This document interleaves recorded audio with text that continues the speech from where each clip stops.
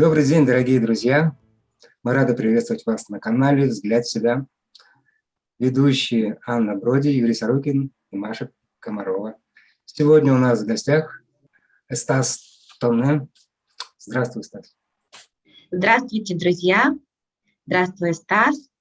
Стас Тонне, музыкант, путешествует по миру с концертами, с представлениями. И сегодня мы очень рады встретить тебя у нас в гостях. Благодарю, дорогие. Хотя встреча, она такая виртуальная, но тоже и приятная. У нас канал о духовном пути, о том, как начинается такой феномен, как духовный путь, как духовный поиск. Вот расскажи, как у тебя это было? Я просто никогда это не называл духовным поиском, я просто шел по дороге и продолжаю по ней идти. Да, и, естественно, жизнь изнутри, да, каждого человека зовет какое-то действие.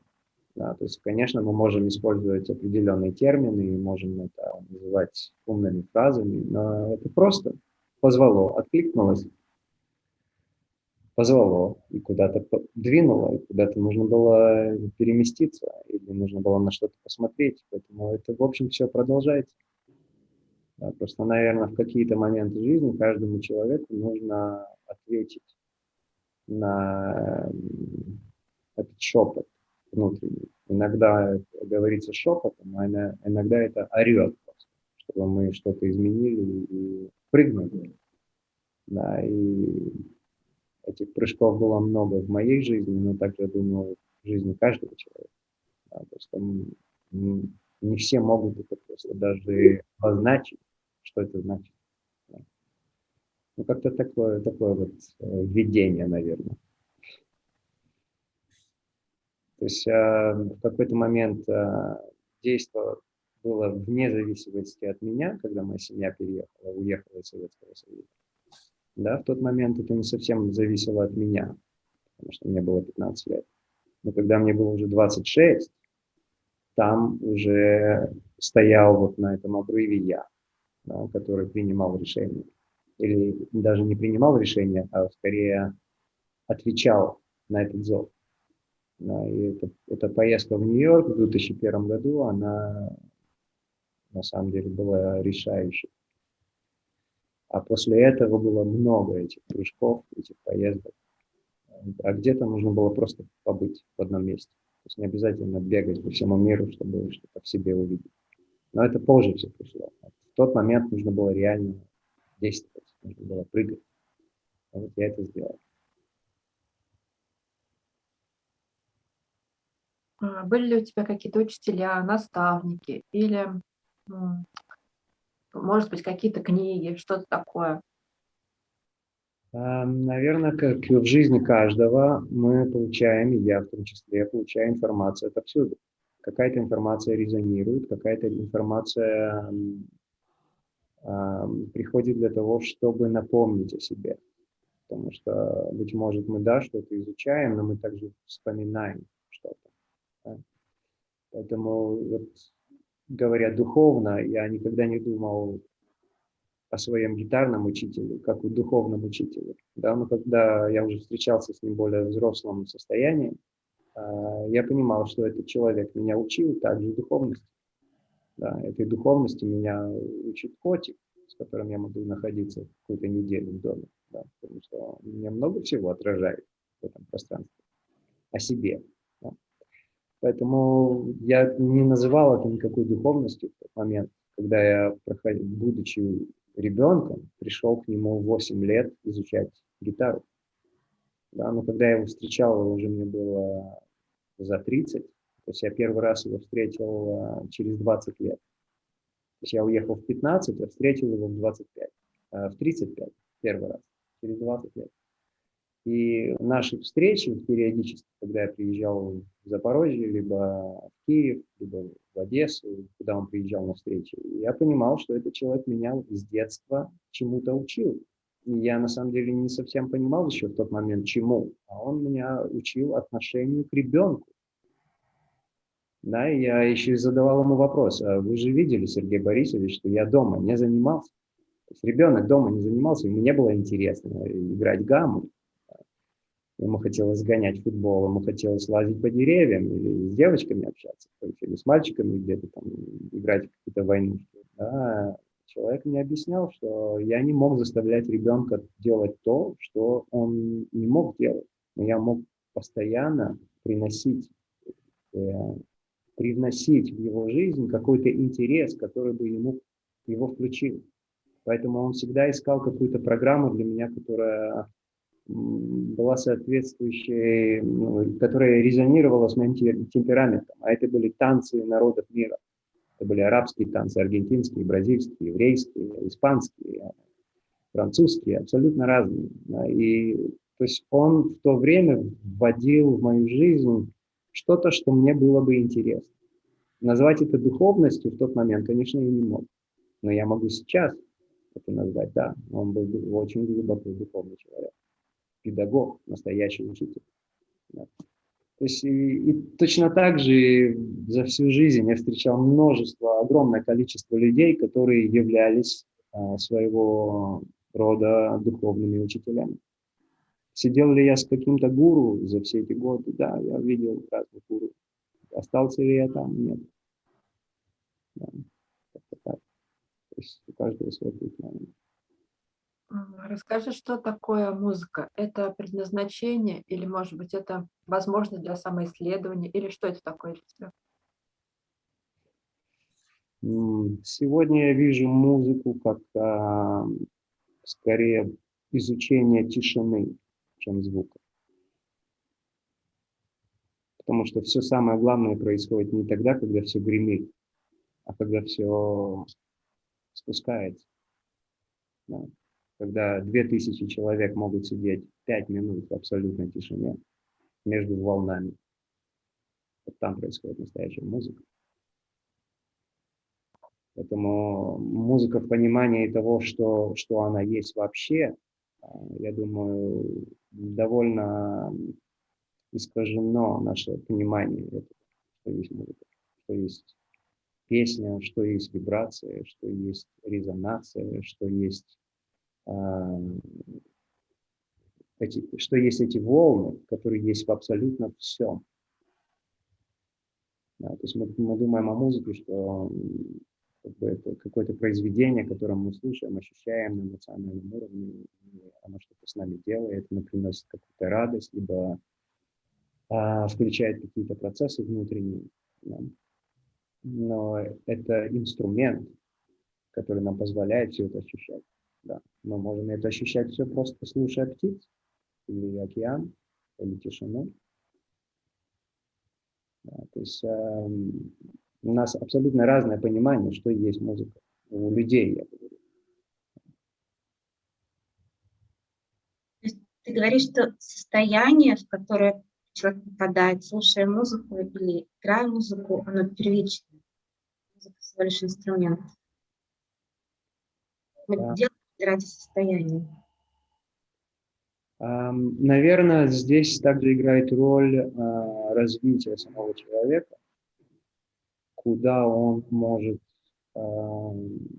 погрузиться, во что он может погрузиться, и как он может перевести на свой индивидуальный язык, куда он погружается. Потому что не каждый может осознать, что с ним происходит. Кто-то может просто сказать простым языком: «Вау, я так хорошо себя чувствую, слушая это». Или «от этого мне очень как-то некомфортно», например. Да? То есть есть простой язык, а есть язык какой-то такой одухотворенный, которым человек будет пользоваться, чтобы объяснить свое, скажем, астральное путешествие. Да? То есть каждый будет использовать свой уникальный вид языка в соответствии со своим развитием. Да, быть может, и не нужно пользоваться какими-то большими терминами. Человек просто может сказать: мне вот это нравится, а вот это нет. И все. Не нужно ни о чем говорить, никакой духовности. Очень все просто. Да, все больше и больше приходим к тому, что самые простые бытовые вещи, они самые духовные.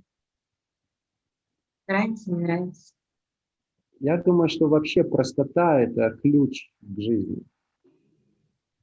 Вы знаете, я иногда люблю пересматривать какие-то советские фильмы и вижу эту простоту, да, и в то же время абсолютную человечность, которую где-то мы по дороге сейчас растеряли немножко. Даже как вот люди говорят друг с другом, как они реагируют на какие-то вещи. И, не знаю, это иногда приводит в ужас, иногда как бы я понимаю, что это просто вот какое-то развитие человека, куда-то оно все идет. И тем не менее существует эта библиотека, в которую мы можем погрузиться и посмотреть и прикоснуться. Да, вот, например, я когда слушал, я не читал ее, но я слушал «Две жизни» Антаровой, и я слушал язык, на котором люди говорили друг с другом. Необыкновенно красиво. Именно такой русский язык, который необыкновенно глубок и чувственен, и уважителен, даже в каких-то очень нерезонирующих ситуациях, да, между людьми. Не знаю, может быть, еще потому я с этим как бы в резонации, потому что я сам давно уехал, и мой русский язык совершенно другой. Когда общаюсь с людьми, которые уехали много лет назад, которые сохранили вот старый язык свой русский, с ними совершенно по-другому разговаривается. Вообще совершенно другой язык, как будто эти люди с другой планеты. Да, когда я приезжаю в Украину или Россию, или вообще в русскоговорящую среду, или вот в Израиль, я попадаю, совершенно другой язык. А от этого другого языка создается совершенно другая музыка, потому что там совершенно другие волны.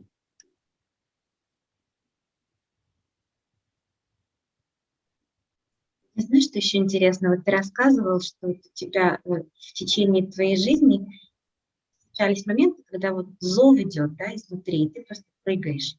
Что ты чувствуешь, когда ты прыгаешь? Неизвестность. Что там? Наверное, абсолютно все. И неудобство, и страх, и в то же время excitement, как это сказать по-русски. Как есть в этом присутствие наслаждения чего-то неизвестного. Ожидание какого-то наслаждения. Ожидание, безусловно. И в то же время абсолютная вера в то, что это правильно. Да, то есть, когда я, скажем, вот в очередной раз прыгнул, это было 14 лет назад, я уехал из Америки, и с одной только машиной, гитарой, усилителем и небольшой сумкой с вещами и несколькими книгами я переехал границу в Мексику без банковской карточки, без телефона, без компьютера, без денег, без никого я не знал, и без языка. Да, то есть это был такой один из таких важных прыжков, я бы сказал. И вот в этой поездке, вот, в ней присутствовало ощущение радости ребенка. Да, то есть этот ребенок, несмотря на то, что он совершенно не знал, во что он вляпывается, он абсолютно этому доверял. То есть он даже не знал, где он будет ночевать первую ночь, или вторую, или третью, или сколько времени он проведет в дороге. Это все закончилось, что 6 месяцев я был в дороге. Да, и как бы я жил день ото дня. От того, что я открывал свой футляр гитарный, включал усилитель, и так вот я проехал через всю Мексику. Да, и сейчас, вот я когда был в Мексике, я понимал, что это просто продолжается, история продолжается. То есть моя вот эта глубокая любовь с Мексикой, она просто продолжается. Она была на паузе много лет, но вот я вернулся, это был 4-й раз. Я вернулся. То есть в этом, наверное, в таких прыжках присутствует все. Да, то есть я не сказал бы, что там присутствует абсолютное бесстрашие, я такой супергерой, там сейчас снаряжу, все тут подготовлю и прыгну. Это все равно не будет так, как я бы мог бы себе придумывать. Да, то есть там должно быть доверие, и там должна быть открытость. Потому что проехать через всю страну без языка, используя английский и язык рук, должно присутствовать какая-то открытость этому миру. Но я также понимаю, что я прошел 10 лет подготовки в Израиле до этого. И это мне также дало это все. То есть также я и провел 6 лет в Америке, точно так же. Я также поехал без денег, но были знакомые, у меня не было английского в тот момент. Точно так же я не знал, как это все раскроется. В Лос-Анджелес, когда я уезжал из Нью-Йорка, у меня был $21 в кармане. Я ехал на автобусе 3 дня, я даже не знал, куда что это будет. То есть таких прыжков было очень много, и каждый раз в них присутствовало все. И в то же время доверие жизни, и в то же время какой-то страх в этом был. Какая-то неуверенность, что это будет. Да? То есть в этом было все. Но внутри самого этого путешествия, наверное, главный фактор все-таки включилось это бесстрашие. Я недавно разговаривал со своим другом, который путешествовал из Америки. Он проехал через всю Европу, он прилетел в Европу, проехал всю Европу, и через Афганистан он ехал в Индию на автобусе. И это было в 70-х, то есть это было до афганской войны. И он говорит, что уже тогда существовали эти радикальные группы, которые тормозили его в дороге, ему вставляли автомат в голове. И он говорит, что вот то, что его вело через все это путешествие, все-таки вот какая-то доля бесстрашия в этом присутствовала, бесшабашность, да, полное доверие жизни. Это настолько от духовности, вот прямо вот это доверие жизни и слышать себя, слышать свой внутренний зов, это настолько... Ну, я этому учусь постоянно уже последний год. Мы все учимся, этому нет конца. Этому нет конца. Потому что я чувствую, сейчас наступил какой-то новый виточек, да, то есть, окей, Стас привык, не то, что привык, я не забываю свои 10 лет на улице, да, где я не знал вообще, что произойдет. Но в то время я играл на улице не потому, что я нигде не мог в другом месте играть, хотя большая доля развития происходила в тот момент, включая игру, конечно, но дело-то не в игре, дело не в инструменте вообще. Дело не в гитаре, сколько я аккордов знаю, и как я могу играть, а что происходит в моем внутреннем мире, какие перемены, трансформации происходят в связи с тем, что я использую этот инструмент и скитаюсь по миру, что действительно внутри двигается. Потому что это самое главное. По крайней мере, это то, на что я все годы смотрел. Да, для меня никогда не имело значения выучить еще 3 аккорда. Может быть, для кого-то это имеет большое значение, для меня это не имеет значения, потому что я не смотрю на себя как на гитариста.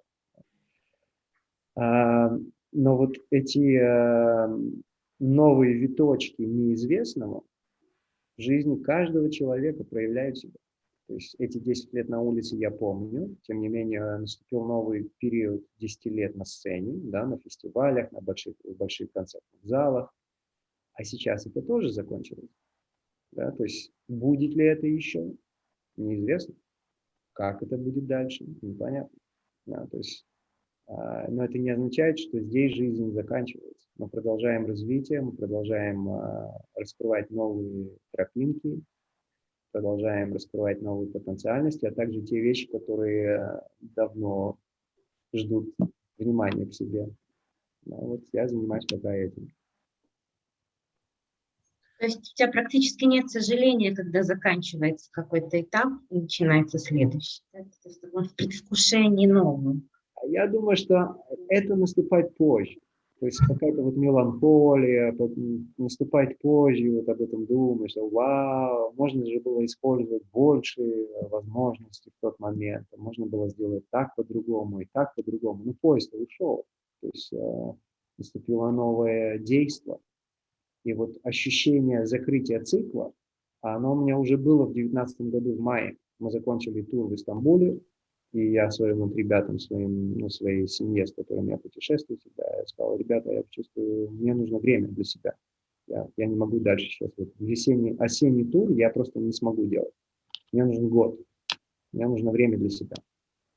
И это было в мае 2019 года. То есть я уже тогда присел вот в своей маленькой пещере, я это так называю. И для меня туровая жизнь закончилась.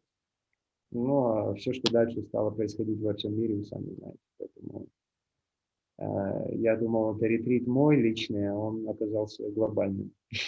Таким. Да, как-то так. Поэтому я думаю, каждому человеку нужно ощущать, где закрывается какой-то период, и быть открытым для нового, хотя не совсем понятно, что это будет. То, как мы все не совсем понимаем, что это будет дальше. Вот ты говоришь, мне нужно время для себя, как бы у меня начался ретрит. Что в это время происходит с тебе? А идет пересмотр. Идет такой пересмотр, которым я занимаюсь уже не первый год. То есть я просматриваю себя. Я просматриваю свою историю. Я просматриваю повторения в своей истории. Я просматриваю эмоциональные повторения в своей истории. В абсолютно разных ситуациях, с абсолютно разными людьми. Но я-то вот с этим живу каждый день, уже больше 4 десятилетий в этом теле. Да? То есть для нас может быть не открыто все поле нашей безмерности. Да? Но вот эту историю мы можем пересмотреть, потому что эта история связана со всеми историями. И вот если мы можем посмотреть в эту историю, а самое главное, увидеть в ней повторение, где мы действуем, быть может, вариационно, можно так сказать, то есть в каких-то вариациях, да? Тем не менее, где в этом присутствуют эмоциональные, потому что в этом есть возможность трансформации, в этом есть потенциал действительно что-то сдвинуть, то, что мы называем работой над собой. Да, поэтому как бы все, что я делаю много лет, это всегда было об этом на самом деле. С самого первого прыжка в Нью-Йорк это уже было там. Да, этот прыжок в Нью-Йорк, он и заключался также в этом. Да, и все эти годы я делаю заметки, я пишу дневник, да, я делаю записи, я делаю аудиозаписи, я могу послушать свой голос 15 лет назад и услышать, что я говорил тогда. Да, то есть это изучение феномена вот этого вот существа. С одной стороны, существа эгоистичного, а с другой стороны, существа вне какой-то identity тоже. Потому что если я могу научиться или вспомнить, как смотреть на это существо нейтральными глазами, там что-то есть. Я не могу сказать, что именно там есть. Я думаю, каждому из нас хорошо бы самих себя изучать, тогда мы можем что-то просто узнать вообще, не просто о себе, а вообще о жизни. Да, свой внутренний мир – это основа.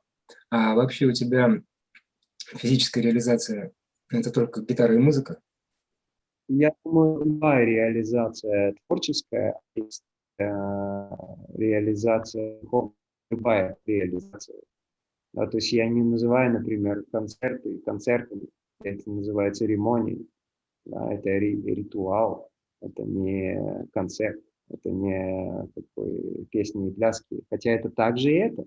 Да, то есть я на это смотрю, как бы песни-пляски могут начинаться тогда, когда мы действительно проработали себя, когда мы дотронулись до внутренней глубины, да, до неудобства с самими собой, когда мы дотронулись до тех мест, которые мы обычно не можем дойти, если мы поверхностно смотрим на проживание жизни.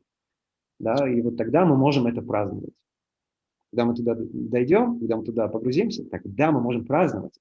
Да? Когда мы ощутили весь спектрум себя, да? И красоты, и уродства, и то, что мы думаем уродство, то, что мы думаем о красоте. Да? То есть весь спектрум своего существа, во всем своем безумии.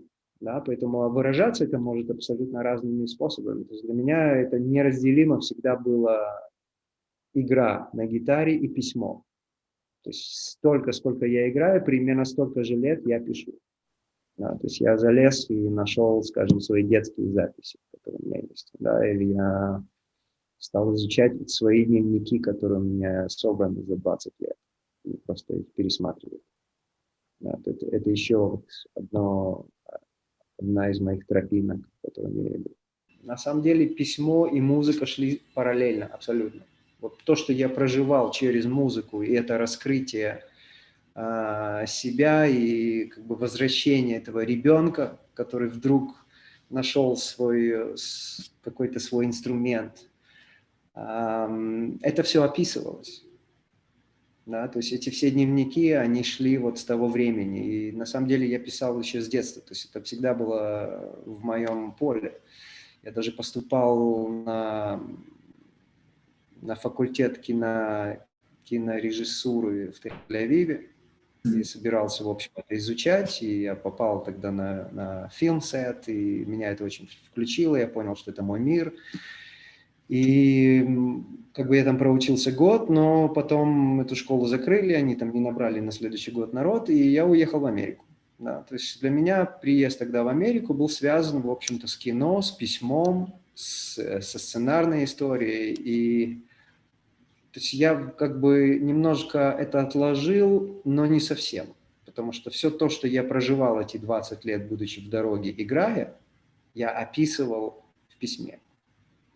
То есть на данный момент у меня вот два этих медиума, которые абсолютно параллельно идут. Потому что даже те тексты, которые выходят в концертах или, скажем, в том фильме Internal Flight, эти тексты, они спонтанные, они происходят, они просто приходят в этот момент действия. И эти тексты – это также то, что могло бы быть в потенциале, может быть книгой, может быть чем-то еще, чего я еще не знаю. Да, то есть я просто вот иду, куда оно меня зовет. Поэтому, вот отвечая на этот вопрос, наверное, реализация в этих двух физических сферах. Но опять-таки это все только инструменты. Они прекрасны, они замечательны, но они инструменты. Самое главное это вот здесь. То есть что может человек, скажем, проживать вообще без ничего, без какого-либо инструмента, без письма, без гитары.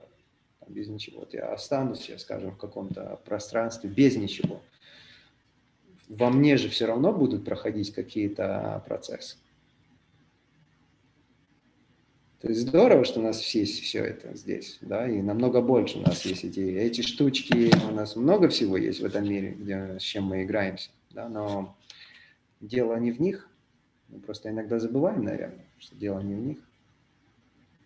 Да. Значит, книги быть. А вот вопрос по поводу Да будет так. музыки. Я как музыкант, мне очень интересно это в твоем восприятии. Ты сказал про тишину. Мне это тоже очень близко и понятно. И про волну. Допустим, музыка создает из тишины и волны. Тишина имеет очень важное значение, но без волны не было бы тишины. Как и обратно. То есть они составляют единое целое. Вот как вот в тебе проживается то, что я слышал, когда ты играешь, это потрясающе в плане какого-то всплеска. Конечно, за ним следует та же тишина, но вот этот драйвовый всплеск в тебе как происходит? Как какая-то волна, которая рвется наружу. То есть главный вопрос заключается в чем? В этих переменах всплесков? Да, и в чем как у тебя вот происходит этот импульс, когда вот идет такой драйв в музыке? Я могу объяснить. На самом деле, если я буду сидеть, играть один в своем поле, вот просто в своем поле, а у меня таких записей очень много, где я просто сам собой играю. Да. Вот этих всплесков там нет. А откуда они приходят? Да? Откуда происходят эти всплески, если Стас, играющий в комнате, скажем, просто для себя, или он играет где-нибудь, сидя под деревом, да? Почему этих всплесков нет, но они есть в присутствии толпы? Причем это не показное, это же не спектакль. То есть это не то, что я там подготовил, чтобы это воспроизвести перед толпой. Я так не работаю, я так не функционирую. Да? То есть этот всплеск происходит почему? Потому что встречаются много разных стихий. И мой темперамент природный, и то, что как бы мне дано, потому что есть что-то, что данное, мы с этим будем работать всю жизнь. Он себя выражает именно так, в присутствии. И никто не знает почему. Почему вот, например, в этом концерте, да, в этом экспириенсе, да, в этой стране это произошло так. А почему вот такой взрыв не произошел в другом месте? Да? Вот я сейчас был в Мексике, да, мы играли Sound Trip с этой мексиканской семьей, да, причем все были совершенно не только из Мексики, были музыканты отовсюду, да, со всего мира. И в этом поле мы дошли вот до какого-то места, где мог бы произойти взрыв. Но взрыв не вот радости, а именно взрыв, который бы что-то изменил. И вот мы когда туда подошли, я ждал. Нужно ли это сейчас вообще? Что сейчас произойдет? Я просто ждал. Вот я как подошел, как к обрыву, да? И вот на этом обрыве я стою и смотрю, и ощущаю, что сейчас будет. Да, вот после одной волны мы подошли к этому моменту, и там вместо того, чтобы это пошло куда-то в какой-то экспрессивный взрыв, это вышло в радость. Я понял, что вот в этим людям здесь, в этом пространстве, это не нужно. И мне не нужно. И никому из нас в этом моменте это просто не нужно. Это перелилось просто в радость. И это завершилось просто полным празднованием этого момента. Поэтому, конечно, приезжая в Москву или в Киев, или в Германию, или неважно абсолютно в какую страну, в присутствии большого скопления людей со всеми эмоциями, со всеми неразруленностями внутренними, эта музыка будет являться катализатором движения каких-то внутренних процессов. Да, поэтому я всегда говорю, что это действо, оно всегда совместное. Это никогда не просто я вот пришел, там, поиграл перед кем-то и пошел под фонограмму. Да? То есть это действо созидания, разрушения мандалы и ее воссоздания заново. Потому что это невозможно подготовить, это невозможно отрепетировать. Я никогда не делаю репетиций, потому что я буду репетировать? Репетировать можно что-то, что потом выйти и сыграть. Это не моя функция, это совершенно не мой способ выражения этого. Классно.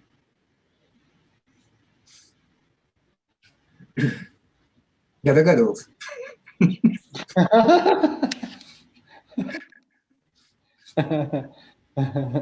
Опять-таки, понимаешь, дело в том, что если мы смотрим вот на любое действие, если это киноиндустрия, для того, чтобы создать картинку, естественно, нужно прописать какой-то сценарий.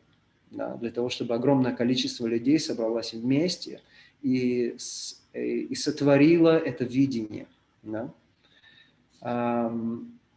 Тем не менее, вот я смотрел, как работает Клод Лелюш, да, я был у него на фильм-сете, когда он снимал фильм, он меня пригласил, я играл там в маленькой сцене просто самого себя. Я играл на улице, именно вот им нужен был такой трубадур на улице, и там пьяные суперзвезды французского кино проходили мимо, бросали мне монеты.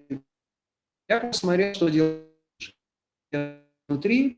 Мой дорогой очень друг и брат Лупо, он работал с Лелюшем 5 лет, и он мне рассказывал, что есть сценарий, но Лелюш импровизатор, он не знает, что произойдет в какой-то момент.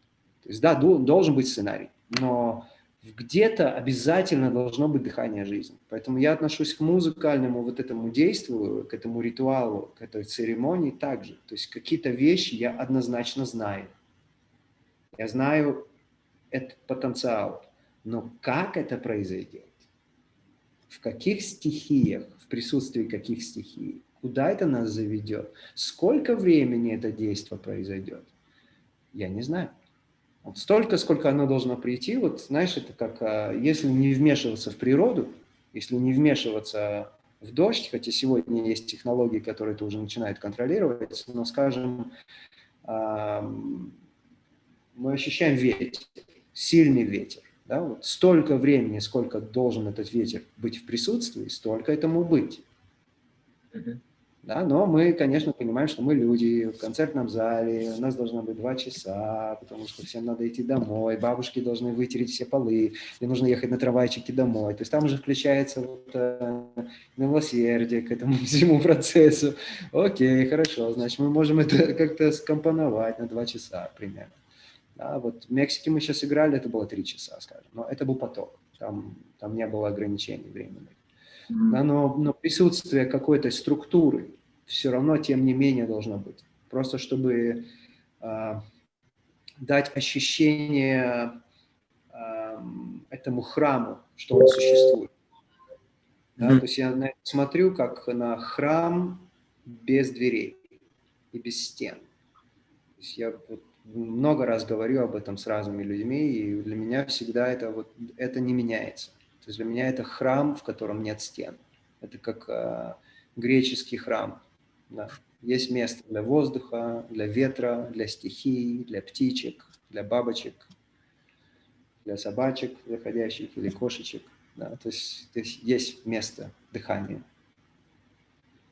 Но, тем не менее, в этом присутствует какая-то структура. Красиво, мне так понравилось дыхание жизни, которое должно присутствовать во всем. Так здорово описал это. Ну, вот ты сказал ветер, да, вот если есть ветер, то он будет столько, сколько он будет, и мы просто в нем находимся. Это же обо всем. Любая эмоция, любое с нами происходящее состояние, все, что происходит, оно просто происходит, и даем. Тем не менее, когда кто-то чувствует себя нехорошо, естественно, первое ощущение человеку, что он хочет быстро выздороветь или быстро встать на ноги и побежать, и не дает времени этому процессу. То есть я не исключение этому. Да? То есть у меня была сильная авария, и она мне, конечно, изменила тело, и мне пришлось очень много пересмотреть нагрузки, с которыми я могу совладевать. Да? И сколько концертов я могу сыграть, или как часто я могу выезжать в такие действия, и как вообще я могу дальше жить, да, с этим новым ощущением в теле. Да, и часть меня, конечно, хочет сразу все это починить, вот просто сломался телефон, его пойти и починить, да, или там что-то не работает где-то, и нам хочется просто это разобрать, собрать заново и побежать, но наше существо так не функционирует, оно так не работает. Значит, нужно на это все время. Да, и, естественно, есть вот это желание сразу, все завтра, все по-другому. Это так не работает, должен пройти какой-то процесс, значит, этот процесс нужен. Если мы можем видеть само действие и для чего оно произошло, которое привнесло что-то новое в нашу жизнь, если мы можем узнать в этом действии потенциал трансформации, чего-то нового, пересмотра, тогда нам будет проще через это проходить. Мы можем это принять. И я думаю, принятие, наверное, это одно из главных факторов вообще этого всего процесса. Принятие того, что не то, как мы хотим, чтобы это было, а то, как оно есть. И вот это желание что-то изменить или исправить, или излечиться, это весь этот процесс, который мы проходим.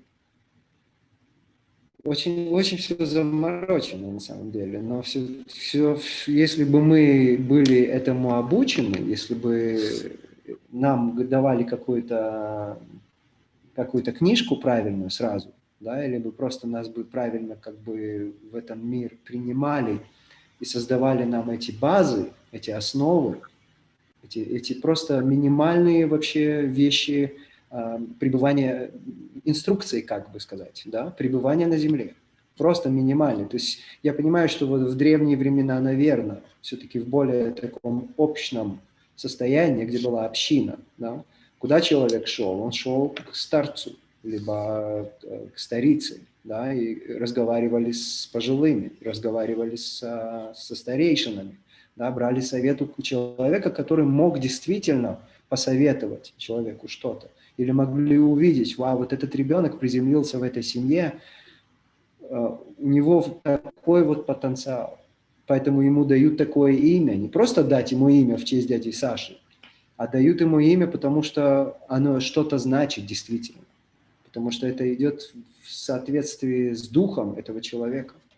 Да, поэтому если бы так мы бы смотрели на эту жизнь и получали такие какие-то минимальные инструкции, да, может быть, мы бы как-то по-другому функционировали друг с другом, мы бы общались по-другому, мы бы создавали, созидали этот мир совсем иначе.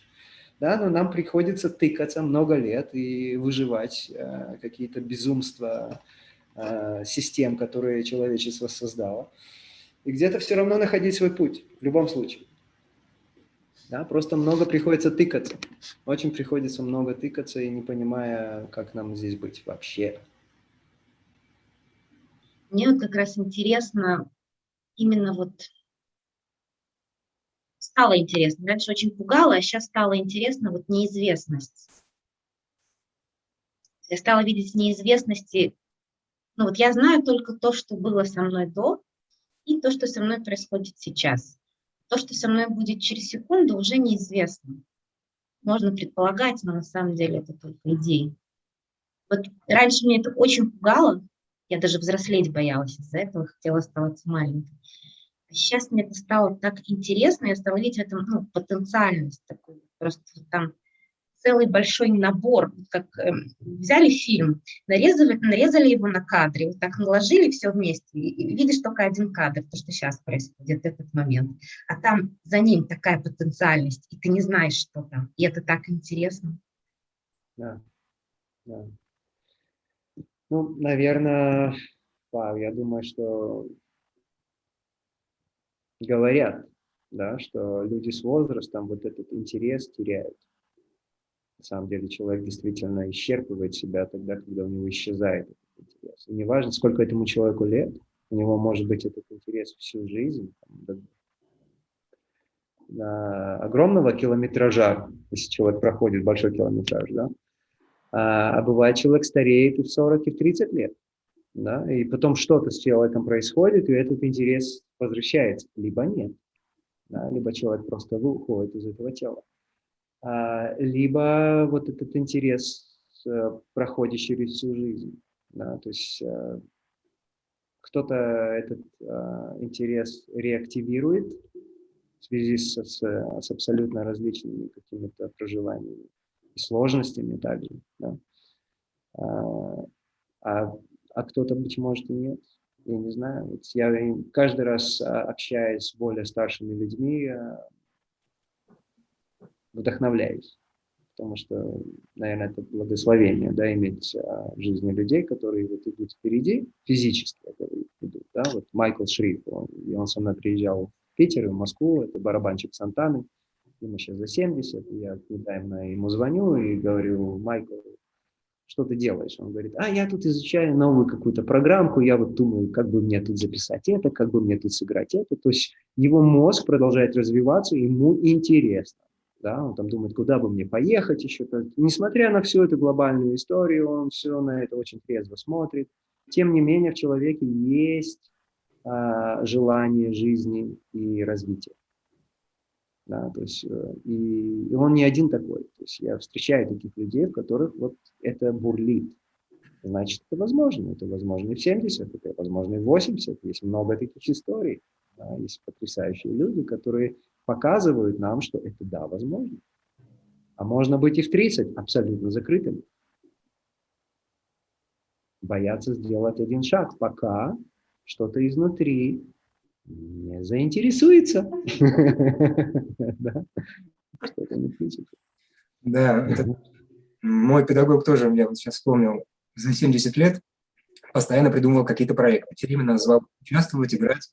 И он не мог до самых последних дней жизни придумал проект. Он даже умер, не доделав какой-то проект. Это потрясающе. А вот твои проекты, как они рождаются? Они тебе их приносят уже сейчас? Или ты даешь какие-нибудь идеи для их? Ты имеешь в виду, кто-то приносит, их приносит, либо их приносят?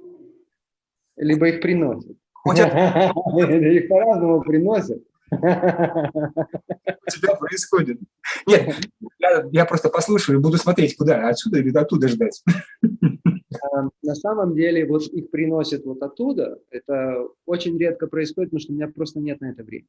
Приходит вот кто-то говорит: Стас, так бы хотелось, чтобы ты записал свою гитару там для чего-то, и я в основном этих вещей не беру. Да, если как бы, да, с какими-то там старыми друзьями это может произойти, либо там кто-то хочет саундтрек для фильма какого-то, ну, где-то я, может быть, специально что-то могу записать, но в основном я просто им даю записи, которые уже есть. А в основном это приходит, либо приходит, либо приходит. Наверное, вот это одно и то же. Но, наверное, и это тоже одно и то же. Это просто невозможно все взять. Просто невозможно все взять и все выразить. Да, вот во время, там, скажем, сессии массажа у меня вдруг была идея. Откуда эта идея пришла? Я не знаю, откуда она пришла. Оттуда она пришла, отсюда она пришла, отсюда она пришла, оттуда она пришла. Не знаю, откуда она пришла. И она в себе несет дыхание. Да? То есть в ней есть жизнь. Да? Она дышит. И она настолько дышит глубоко, что я прислушиваюсь. Вау, в ней реально есть... Я не вижу дна. Значит, там есть потенциал большой. Да. И вот оно в процессе, скажем. Или в Мексике была идея поехать в Мексику, просто записать там маленькую историю с арфой, гитарой и флейтой. Из этого выросло сейчас просто гимн гармонии, да, с огромным гимн гармонии, то есть огромное количество людей, голосов, инструментов. 3 месяца мы сейчас это записывали в Мексике. Это будет большой еще процесс по постпродакшн, и еще непонятно, что это будет за фильм, может быть, это будет фильм, но это выросло вот в такую вот огромную историю. Да, или мы были даже не в студии, а просто в комнате в Мексике там, с теми друзьями, с которыми я играл, и мы просто решили собраться, поджимовать, посмотреть, как мы себя ощущаем. Сейчас это будет альбом, да, то есть это произошло просто вот так, один тейк, один раз, да, и какие-то вещи наоборот, то есть мы поехали на Кубу, и была какая-то идея, а как это произойдет, мы не знали, да, это взяло 3 года, то есть вещи, которые берут вот по 3 года. Да, есть вещи, которые вот так происходят.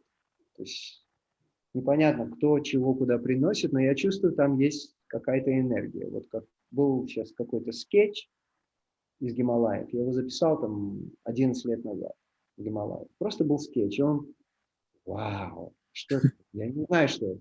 Вот он записан, и я о нем помню. Я о нем помню столько лет. И вот вдруг перед поездкой в Мексику он вернулся, я начинаю его обыгрывать. И что я его делаю? Я его вытаскиваю вот перед этими ребятами в Мексике, и происходит трек. И это получился главный трек этого альбома, который сейчас выйдет. Вот, надеюсь, в этом году он выйдет. То есть это подарок. Ну, есть очень красивая сказка, я это слышал, это история про Том Уэйтса, где он едет на хайвей, и ему там приходит супер идея, и он говорит: вы не видите, я занят, мне даже нечем записать. Идите к Боб Дилану, он это проявит. Понимаете, то есть это вот примерно из такого же формата. Если я ее не проявлю, оно, может быть, проявится через кого-то другого, через его или ее фильтр их жизни. Потому что на самом деле копирайт существует в этой реальности, но как бы вне времени копирайта нет. Никто не может сказать там: это мое. Кого? Твое. Кто это? Ты. Сколько за тобой стоит людей, проживаний, эмоций, жизней, что это твое. То есть, но в этой реальности мы, да, играем с этим. То есть я с уважением отношусь к каждой теме, которую мы записываем. Все, что выпускается, и все, что мы как бы реализуем, я беру как бы ответственность за это. Да, я принимаю в этом прямое участие. И с копирайтами где-то это выходит, где-то это в общем доступе, где-то это просто donation на сайте, это всегда у нас open source. Если это iTunes, конечно, это paid, да, и так далее, и так далее, да, то есть, но как бы это такая игра с копирайтом, потому что все как бы приходит из океана. Откуда все приходит? Откуда все эти идеи приходят? Да. Поэтому, конечно, мы знаем очень много историй, где праведники какие-то, они не брали вообще деньги, они не брали никакие, это было полностью donation. То есть иногда и сегодня я прихожу к какому-нибудь лекарю, этот человек никогда не спросит определенную сумму денег. У него будет стоять в углу где-то там баночка, либо какая-то арфа, я не знаю, куда-то что-то можно будет это бросить, да, или оставить, и это будет вот так работать, это до сих пор существует в абсолютно разных культурах, да, потому что я много ездил, и я видел абсолютно разных людей в разных местах, в разных частях света, и у этих людей это так работает. То есть я где-то работаю с этим вот так и так. То есть где-то это и вот абсолютно открытое поле, а где-то это, да, рассматривается какое-то финансовое присутствие, безусловно. Да, потому что все равно мы живем в материальном мире. Да, поэтому, ну, вот весь этот топик копирайта и как бы называние вещей своим именем, да, то есть и какой-то принадлежности чего-либо, чему-либо, это очень все просто и глубоко на самом деле. И сложно, и просто в одно время. Да, потому что это все идет из этого великого большого океана под названием тишина. Но в то же время это не полная тишина, это и хаос. Так. То есть что-то вот выходит откуда-то. Это подарок. Что с этим подарком будет, я не знаю. Что он сделает для людей, для каждого из нас, я не знаю. Может, кого-то это раскроет, может, кому-то что-то это напомнит о чем-то. Мы никогда не знаем. Но если оно зовет, значит, нужно делать. Но я так к этому отношусь. Да, все верно. Вопрос. Опять к музыке я возвращаюсь, извините уж. Что такое музыка? Это энергия или это мысль? А разве мысль не может быть энергией? Может. В этом и сложность вопроса. Это такой сложный вопрос. Ладно, хорошо. Раскусили. Какие стили музыки вот больше, или как можно назвать твой стиль музыки? Есть у него более-менее такое точное определение, или все-таки ты не назвал бы конкретно? Я как бы перестал уже называть их. Я думаю, что для этого нужно создать новую категорию, но это не мне решать. Ну да.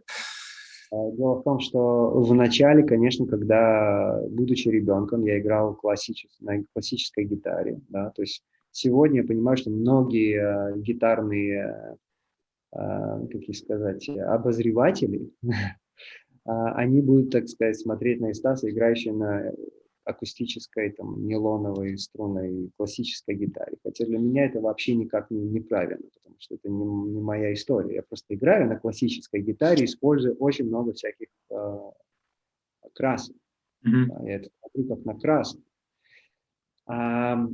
Тем не менее, когда вот я начал играть заново через 10 лет, потому что я не играл 10 лет, когда я начал заново играть, и в тот момент меня включил Джанго Рейнхард, включился джаз. Но это даже был не джаз, это был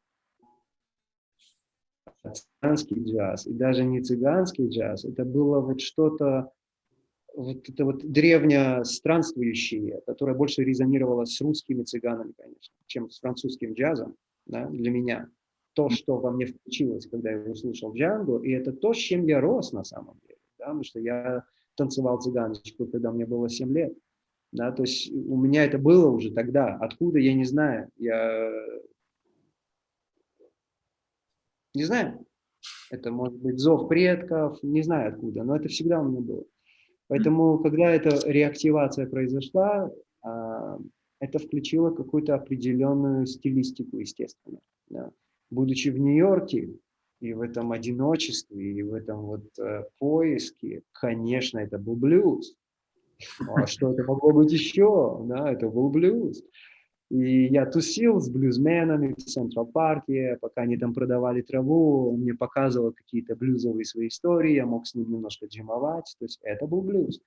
Когда я встретил там Мишу, скрипача Шурмана, мы стали играть, это как бы превратилось во что-то непонятное, полуклассическое, цыганское, блюз, непонятное что-то. Да. Вот когда я уехал один, стал играть, там стало происходить вообще что-то, наверное, уникальное для меня, потому что я не знал какого-то стиля, я не знал, что я делаю на основании интеллекта. Я абсолютно оперировал тогда посредством чувств. То есть я игралось что-то, что соединялось с этим нечто. Это чувствовалось правильно, и оно вело куда-то еще, что чувствовалось в резонации, в гармонии, и вело куда-то дальше опять. То есть, если сказать, вот Стас играет румбу, да, он играет румбу, но он не играет румбу, как играет на кубе, он играет свою румбу. А почему? Потому что я не знаю, как ее надо играть. И я не хочу знать, как ее надо играть, потому что мне не нужна эта информация на самом деле. Если кто-то хочет изучать румбу, как играют на кубе, либо фламенко, они будут изучать эту форму. Для меня как бы главное не форма, а чувство и соединение этих частей, которые друг дружеском соединяются. Да? Но когда я был на Кубе, кубинцы включились моментально в эту румбу. Почему? Потому что они включились сердцем, они включились дыханием, они не включились головой академической, которая думает, вот здесь так надо сыграть. Но они включились спонтанностью, да? Поэтому мы смогли это произвести вместе. Абсолютно сразу, никаких репетиций. Да? Поэтому сказать какой-то стиль, я не знаю, до сих пор не могу сказать. Ну, Да, и мне, назовем ему стиль что-то с элементами нечто. А вот да. I love it. ты в основном играешь же пальцем, да, способом? А я только пальцами играю. Только пальцем, да. Да, я не умею играть медиатором, я как бы никогда не учился. И, естественно, будучи ребенком, учитель мне привил чувство пальцев. Я понимаю, что я мог бы знать чего-то больше, чего знает кто-то другой. Там, я мог бы играть как-то по-другому, как играет кто-то другой. Но это имеет свое место для кого-то другого. Если кто-то чувствует что-то больше или что-то по-другому, замечательно, на этой планете всем есть место. Да? Я не соревнуюсь, я могу с безумной радостью восхищаться, смотря на кого-то, как кто-то что-то проживает и себя выражает, да? В своем бесстрашии этом. Да? Но не обязательно им быть, для того, чтобы наслаждаться этим.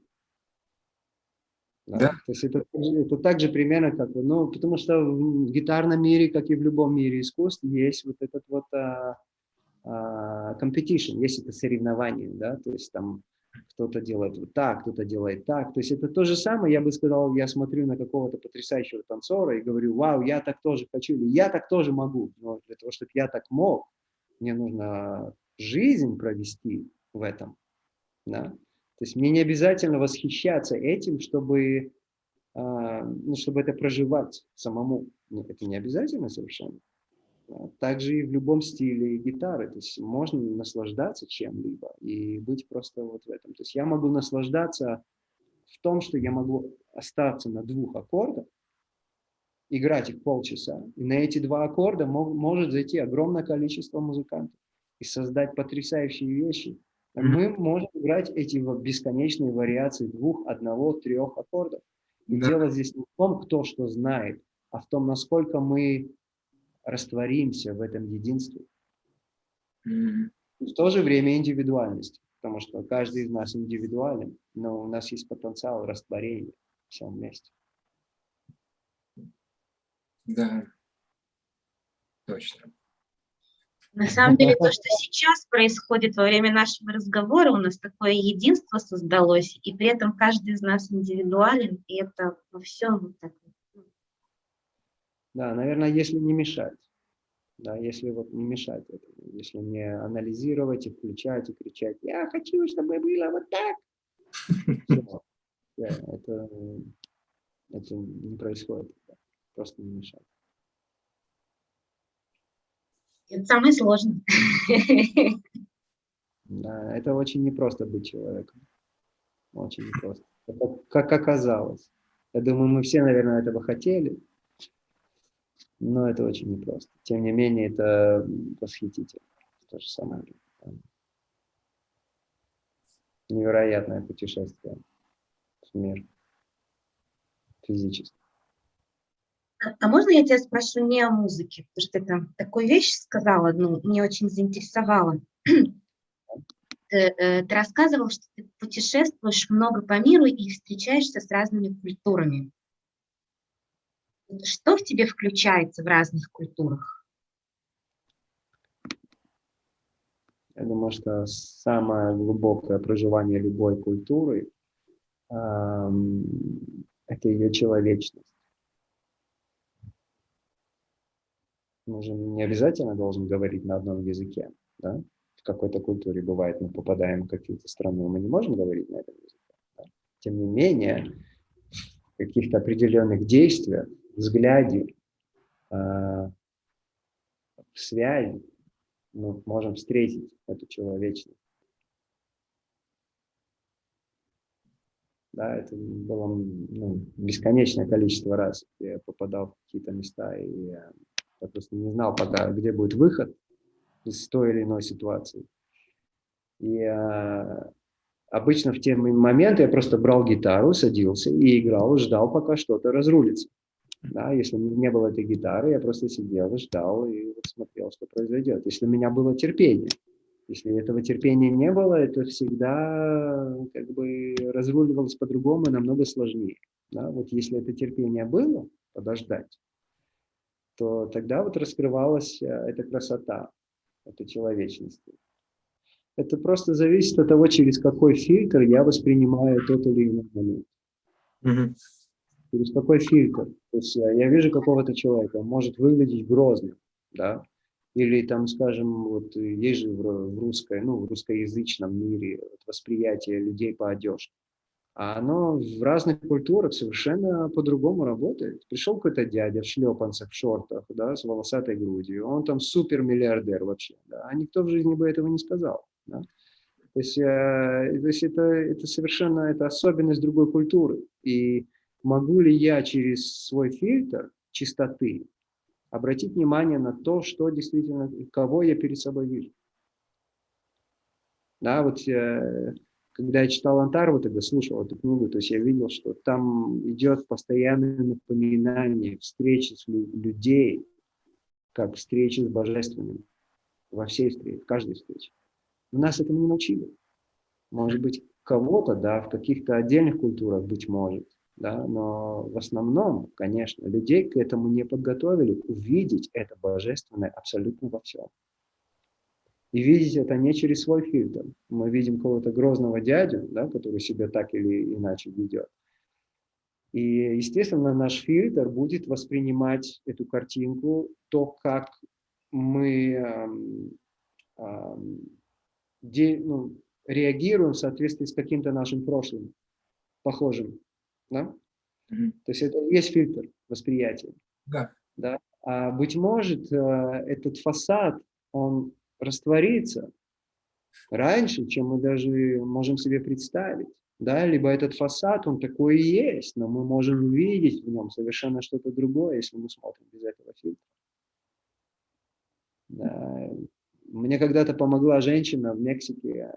Меня забрали машину, потому что у нее закончился лайсенс, и я остановился в хостеле. И я думал, мне там поможет один посол Чили, которого я встретил в другом штате. И, на выезде из города стоит 20 полицейских, они забрали мне машину. И я еще в такой редкой машине был для Мексики. И, конечно, они были все счастливы, они отобрали машину. А что мне делать? Мне надо дальше ехать. Но я возвращаюсь в этот хостел и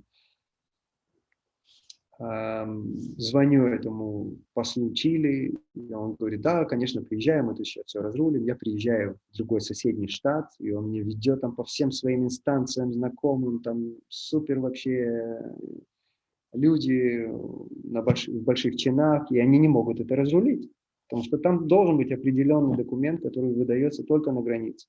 Да. Я говорю, хорошо, ладно, я еду обратно. Приезжаю в эту гостиницу, это бабушка выходит и говорит, что случилось? А я еще не мог говорить по-испански в то время. Я говорю, ну, машину забрали, она там, ну, все, я с тобой еду в полицию. Она со мной едет в полицию, маленькая такая, никогда в жизни не скажешь, кто она, что там такое. Ее видят полицейские, они все выстраиваются, ее дают ей честь. А оказывается, она жена брата губернатора штата. Ее, конечно, все знают. Они выстроились вот так, выдали мне специальный документ, все очень извинились, отдали мне машину, я уехал. Кто бы мог подумать, что эта женщина в каком-то маленьком хостеле имеет какое-то отношение к губернатору штата. Да, то есть никогда не знаем. Надо быть просто открытым, наверное, этому. Не знаю, сказать, что я всегда этому всему открыт, наверное, нет, потому что у меня есть свои фильтры. А ты мог сейчас на гитаре исполнить тишину? Ну, это слишком obvious. Вот.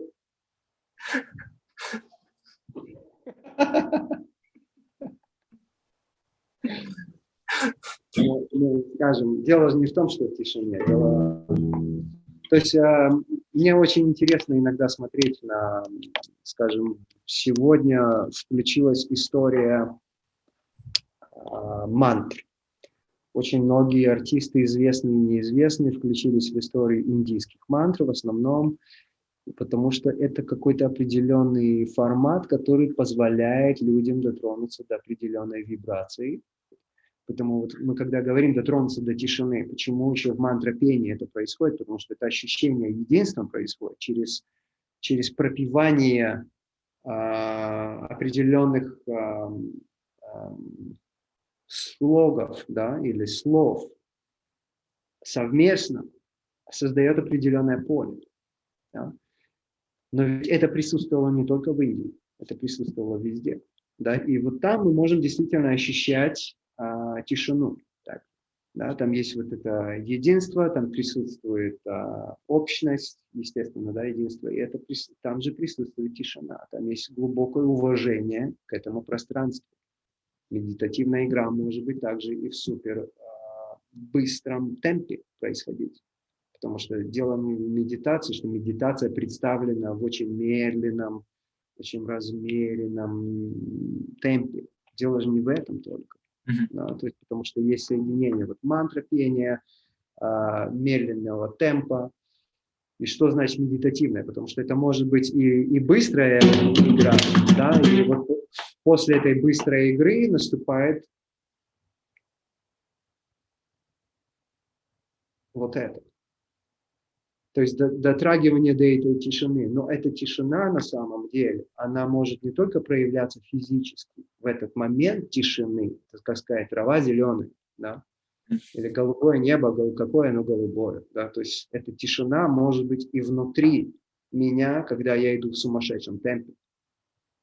Я этот темп сейчас не смогу сыграть, потому что я не там, я не нахожусь там сейчас. Да? Но эта тишина может присутствовать там. То есть тишина — это не только вот это.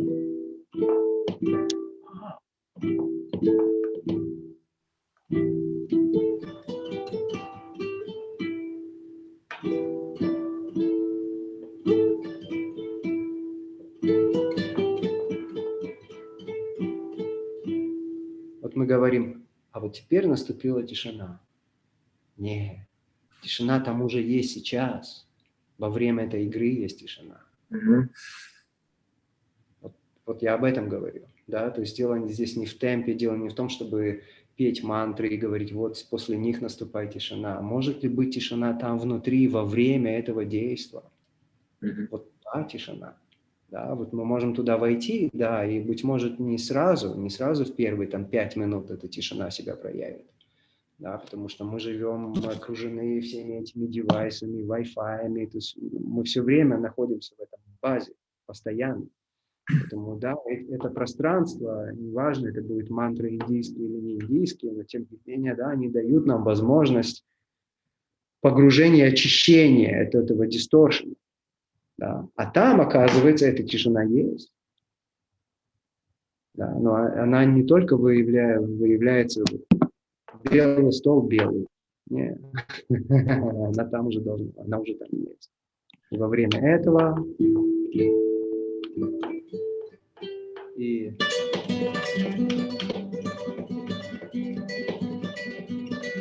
там она тоже уже есть. Вот это важно. Вот я почему и просил исполнить тишину, потому что понятие тишины для многих воспринимается только отсутствие каких-либо звуков. Да. Ну, еще ты же знаешь, что, например, можно оказаться в абсолютно спокойном пространстве. Да? Человек попадает в какое-то более-менее ровное вибрационное поле. Да? Там спокойно. Но в голове у этого человека там хайвей, там шоссе, да, происходит. Да? Я сам был много раз в таком состоянии, то есть я не пытаюсь рассказать что-то, сидя на каком-то пригорке. Мы все люди, мы все это проживаем, абсолютно все. Да, и там действительно вот в соприкосновении мы можем видеть, где мы находимся. Да, было очень часто во время особенно вот этих длительных путешествий, бесконечных, не имея точки дома, то есть постоянно как бы скитаясь по миру, в какие-то моменты, когда я приезжал в пространство вот этого спокойствия и тишины, я понимал, насколько я устал физически. Да, что мне нужно было много дней просто в себя прийти. Да, и вот соприкасаясь с этим спокойствием, этой тишиной, этой гармонией, я гармонизировался тоже. То есть мой дисторшн спускался, ну и я дальше мог продолжать свой путь. Но вот говоря о тишине, наверное, это было бы лучшее представление того, что тишина, она не просто в тишине, действительно, а в внутреннем, в этом состоянии. Да, и не означает, что мы там все время будем.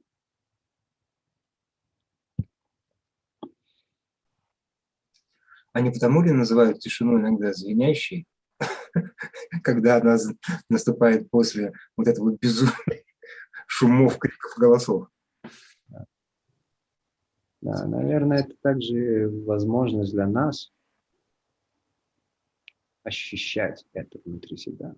Вот говорил, да, до этого, что очень часто бывает, что мы, попадая в это пространство, внешнее пространство, видим себя, что внутри нас вот эти тысячи птиц орут.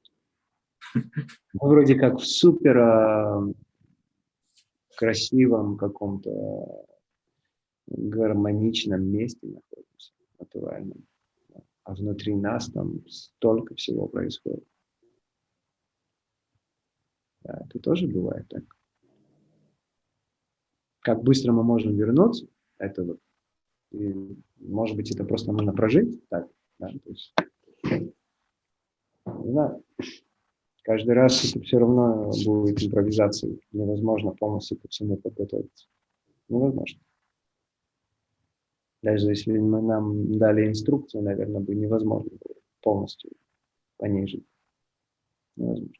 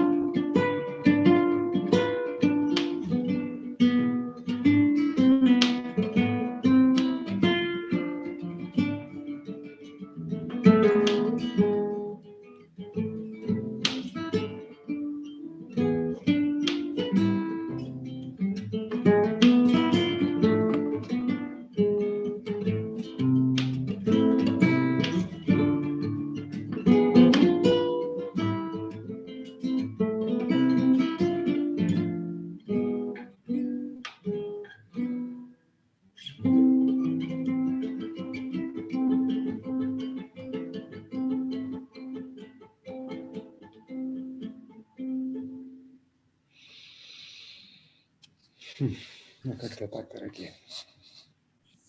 Благодарю эту встречу. Благодарю вас. Благодарю. Жизнь за встречи несердечные, как говорится. Спасибо тебе большое за то, что пришел к нам в гости. Спасибо, что пригласили. И до новых встреч где-нибудь, когда-нибудь, где-нибудь здесь. Мгм. Да, обязательно. Мы обязательно там встретимся. А мы там, мы вот здесь, когда вместе сегодня провели эти пару часов, мы там. И это радость, на самом деле, когда мы там.